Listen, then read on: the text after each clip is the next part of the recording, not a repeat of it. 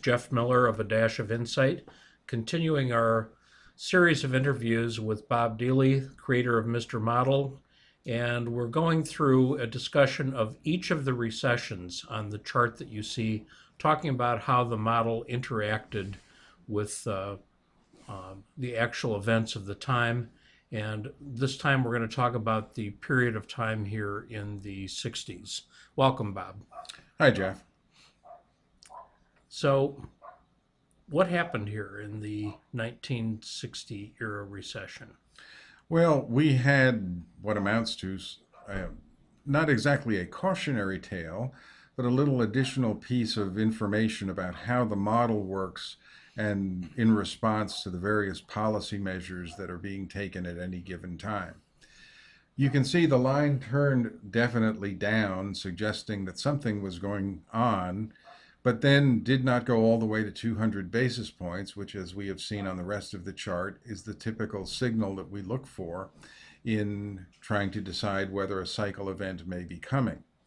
Part of the reason why that didn't happen is that the downturn in 1960, was the result both of some Fed tightening. They actually tightened interest rates to the point where the yield curve flattened out, but also the actions of the Eisenhower administration, where Ike didn't want to leave office having run a budget deficit. And so they moved from a slight deficit the year before into a actual budget surplus in the year in which he left office, which would have been the 1960-61 fiscal year.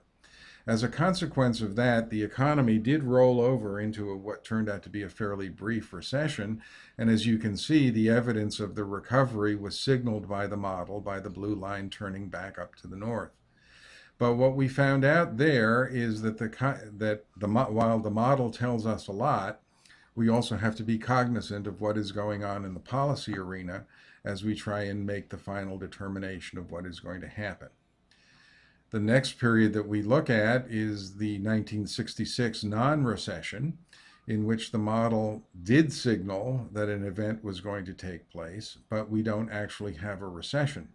And part of the reason for that is that the Federal Reserve, having tightened again to the point where they flattened the yield curve, backed off and eased monetary policy, which is what caused the line to turn back up.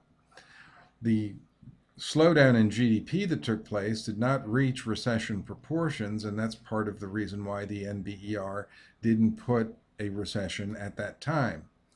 But the other lesson that we learn here is that all of the recessions that follow have the direct complicity, if you will, of the Fed. As I've mentioned in another conversation, they have the Fed's palm prints on their backs.